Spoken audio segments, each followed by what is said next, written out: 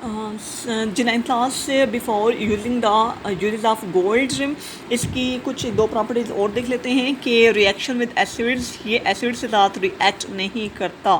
कोई भी Nobel metal ऐसे साथ रिएक्ट नहीं करती है 9th क्लास, ये बात आप लोगों ने याद रखनी है। अगर वो रिएक्ट करती है तो सिर्फ और सिर्फ एक्वा रिजिया के साथ, it is react only with aqua regia. And यानी कि यू कैन से कि aqua regia is use to dissolve the gold, silver and platinum, ठीक है। और इसके अलावा इसमें आप लिख सकते हैं कि जी आप इसका जो आर्यम के अगर गोल्ड के अगर मैं आइसोटोप्स देखूं, आइसोटोप्स क्या होते हैं, elements which have same atomic number, ठीक है। वो elements which have same atomic number, which have same atomic number, ठीक है, यानी कि जिनका एटॉमिक नंबर सेम हो बट मैस नंबर चेंज हो।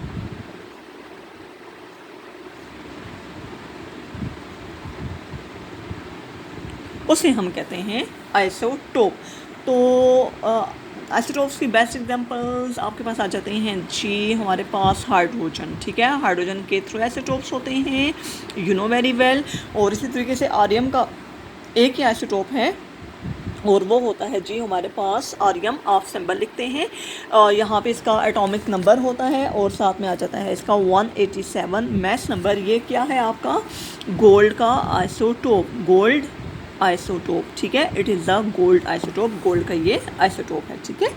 इसके अलावा ये एलाई बनाने की सलाहियत रखता है, इट मेक्स अ एलाई, ये एलाई भी बनाता है, सिल्वर के साथ भी बना सकता है, प्लैटिनम वगैरह के साथ भी बना सकता है, ठीक है। अब बारी जाती है जी यूजेस ऑफ गोल्ड। तो let's see uses of gold हमारे पास क्या है कि हम गोल्ड को कहाँ इस्तेमाल करते हैं, टू मच फेमिलियर है। It can be used in making jewellery, it can be used for making alloys such as silver, gold and platinum, ठीक है। यानी कि फ़र्स्ट ऑफ ऑल आप हेडिंग दे सकते हैं in alloying, 9th class basic चीज़ एलाइंग, सिल्वर के साथ ज़्यादा इसका एलाई बन सकता है या फिर प्लैटिनम वगैरह के साथ या कॉपर वगैरह के साथ इसका एलाई बन सकता है।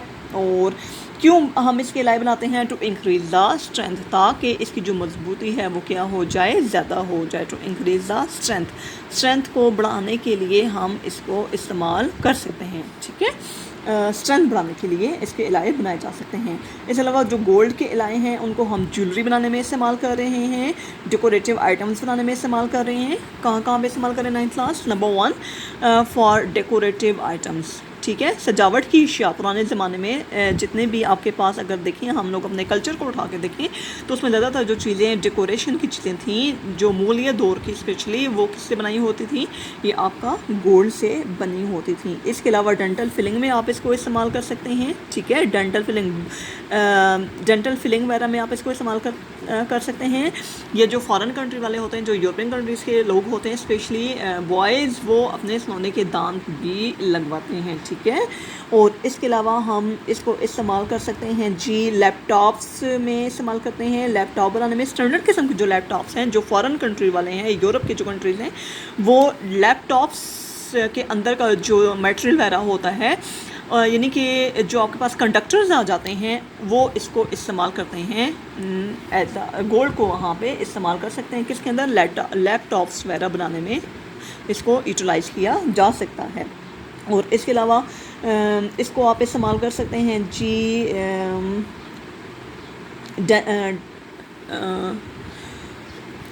डेंटिस्ट्री में आप इसको इस्तेमाल कर सकते हैं, वही दंतान साजी में डेंटल फिलिंग आप इसको कह सकते हैं। क्यों इस्तेमाल करते हैं, because it is resistance to corrosion. एक तो ये प्रॉपर्टी आ जाती है, रेजिस्टेंस पावर इसमें बहुत ज़्यादा है।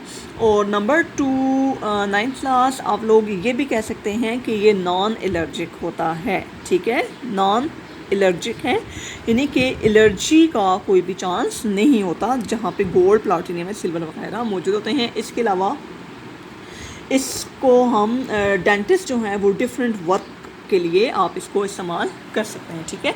So these are the different uses of the gold, platinum and silver.